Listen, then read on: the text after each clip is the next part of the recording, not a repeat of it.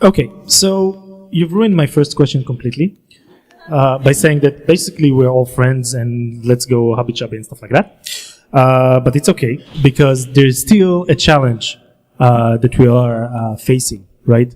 At the end of the day, when you go to a marketer that is used to book, put his or her budget on sponsorship of events, and based on that build their lead forecast based on the events that were last year and the year before and the year before, and then you come in with a box called marketing automation, you come in with another box called inbound marketing, and you come in with another box like what Bright Info provides, which is conversion optimization. And at the end of the day, you come with another box called KPI, and this KPI is not exposure anymore. This KPI is actual leads that at the end of the process, if the company has a proper CRM in place, they're actually able to say, you know what, that campaign that you spend X amount of money on, that was the ROI.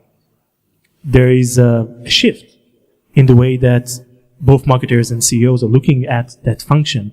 So from your experience, what are the challenges that companies on a strategic level are facing when they need to make this shift? I'm always starting with Efrat because unlike my the other members of the panel, she actually prepared the answers beforehand. She has a cheat sheet, so I'm starting with her to give them enough time. We just memorized them. Yeah, yeah. I'm just starting with her because she's supposed to be the most ready one. But we can start with Guy. You okay? You were 2 words like lead gen. Okay.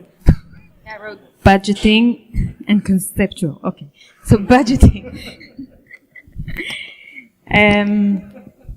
Right. So in terms of budget,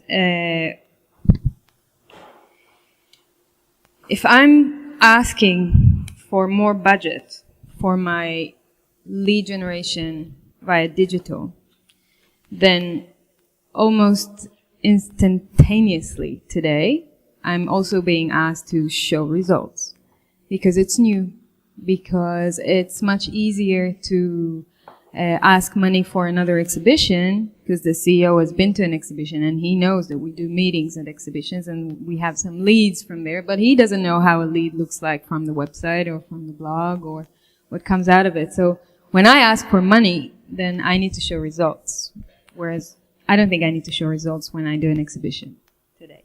So it's the concept of asking for money for digital tools that would help me with lead generation that first I need to justify. So I think Efrat and I chatted about that earlier on.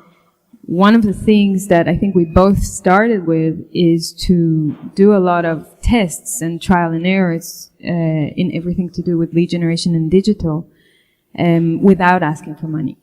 Just doing things manually and doing things as little pilots. Like I remember there was one exhibition that we went to in Russia where I decided I'm going to show them that I can generate leads through digital before this exhibition in Russia. And we'll come to Russia with having some meetings that were generated through digital. And I went on LinkedIn and I found some people and I did like a mini pilot and we went to that exhibition in Russia and we met some of those people. And I made sure to then communicate that internally so that they know what I did. Because if I wouldn't show them, I would probably not get the budget for my other LinkedIn stuff that I asked or my other lead generation crazy ideas that I had.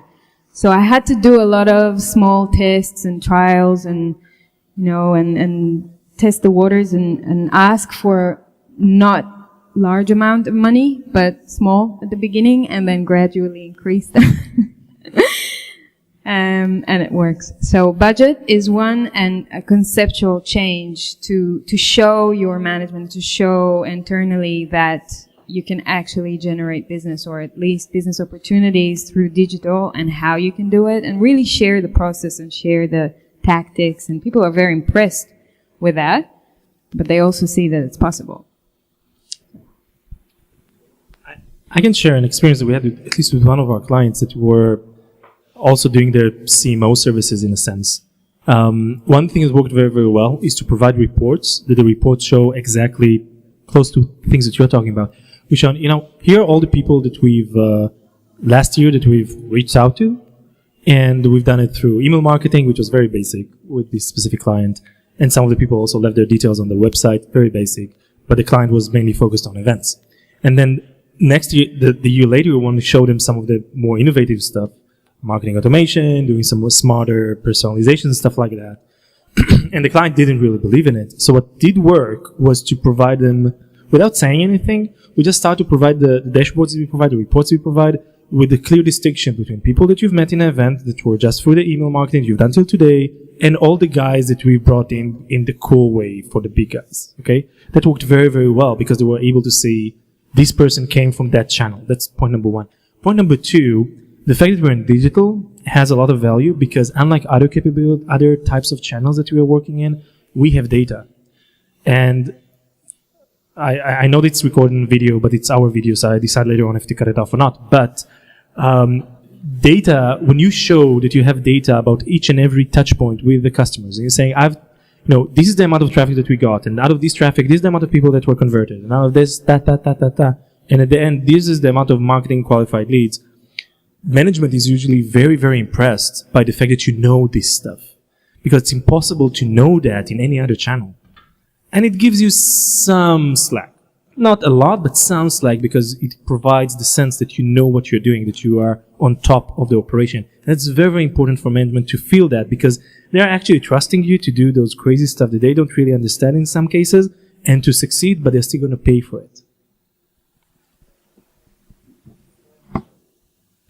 Sorry. I wanted to add something. Take baby steps, small steps. What we did when we looked at the data of leads coming from events, we figured out that the information we have on these people is very little. We have their name, we have their position, we sometimes have their email, we could have their mobile phones and, work phones. But when you call them, they will not answer. When you send them an email, they will not respond. They met you at an event, they gave you their card and to take that and turn it into a lead, okay, so now you met at an event, let's say you spent a huge sum of money to go to this event because usually when you go on an event, it doesn't end with a $10,000, it's always $100,000 and more. So let's say you get a bunch of leads from the event and you go and check the leads and you go and see what happened with these leads and you'll find out that 80% of these leads are not even interested. So if we take it to a marketing language, it is translated at ClickSoftware to say that the buying cycle or that the buying stage that these prospects are at is very preliminary. It's at a very early stage. You meet someone at an event, they come and shake your hand, they give you the card, and from that to pursue them and make sure that they have the budget, make sure that they have the project, make sure that the solution they're looking for is a solution that you can provide, etc., etc. It takes lots of time. On the other hand, and I really liked your example from, fishing potential people to meet at an event via digital, if it's LinkedIn, if it's never mind where. So at least you come to an event with the option of meeting the right people at the right, timing on their buying cycle when they are more ready. What I say is that via digital, and there are lots of researches, and Gartner can support it, I guess, it's been known that over 60% of the people that visit your site or meet with your sales reps have a knowledge about your company, what you do, and what your products do. And they do it online. So if you get them via a digital campaign, you kind of get a more prime prospect.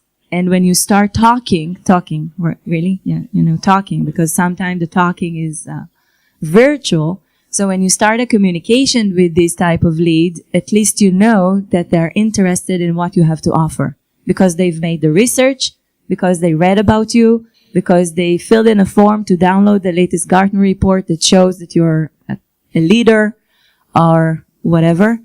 But if you do, yes, exactly. So to that say, if you compare from digital, you can get leads that may be more adequate or more ready to hear more about what you have to offer. So this is my experience with events versus digital. I would like to offer a different perspective. I'm going to be a bit provocative here, because it's already a second question, so I get to be provocative. And I think I'll touch three aspects. I'll call it the bottom-up versus top-down approach of how you go into the mix of digital and traditional. It's about also what is digital and the setting expectation of what is digital. And I think the third would probably be, I'll leave the third for the end as a surprise. But let's start with the first one. There are two options when you start this. You can do bottom up, which is exactly what I think Efrat basically said. You can figure out, this is my budget, I'm going to need additional budget for this and that, I'll try to mix them and so on. And this would provide me the leads, and I'll have to convince them why those are coming from digital, why is it worth it, and so on. I usually like to, when I go into these discussions in any company that I've worked with, I usually try to break that equation. I'm not interested in having the mix of digital versus traditional, so to speak, discussed in those meetings. I'm trying to understand what is that program as a whole need to accomplish. Okay? What are the elements that we need to get to at the end of the year? Let me figure out then what mix I want to do when and where. And that becomes a top-down approach. Let's talk about what the strategy of the program is. Where do we want to go? What is that we need to do? Then I'll go back with my team of experts and brainiacs, and we'll figure out what's the best mix for that specific aspect at that specific place. And once we have that element, then it becomes basically an element then of budgeting, and if we need an extra, we'll ask for an extra. We might get it, we might not. We'll do the priorities and so on. But the discussion becomes from a totally different place. We're not coming asking for things. We're coming in a more professional level as marketeers and asking, what is it you want to accomplish? And then we, as the experts, will figure out what's the best way to accomplish for our company. That's the first one. Second one is digital. If you ask 3 different people what is digital to them, you'll get six different answers, because we're all Jewish, so you'll get 6 different answers. Okay? Because digital is email marketing. That's digital, and we're done there. Digital is, and get this straight because I heard it in one of my previous companies, is posting a blog without any conversion. Just posting a blog somewhere. We went digital, we're good. 1 blog a year, but 1 post a year, sorry. But that was digital because he did something online. Okay? Exactly. 1 and 0, exactly. But potentially for me, true digital is an integrated approach across all channels. It's the flavoring we talked about in the previous question in the traditional ones, and it's also hooking up the different elements. It's email marketing with the blog platform with conversions. It's moving that to the website. It's getting traffic all across the board. It's retweeting it and linking it and retargeting the person so where he goes, I can follow him and figuring it out. That's, for me, is a true digital marketing campaign. Now, don't get these things might cost a bit, sometimes an arm and a leg. But if you look at these and you build it according, again, to what is the strategy, what do you want to achieve, you suddenly figure out that it becomes a very clear sort of mathematical equation type of question. Where do I want to go? What are my assets? What am I likely to get? Where does the audience that I want for that specific program, approach, activity, you name it, reside? Can I get them more on the traditional side, digital side, both? And then it's just a matter of mixing it all up.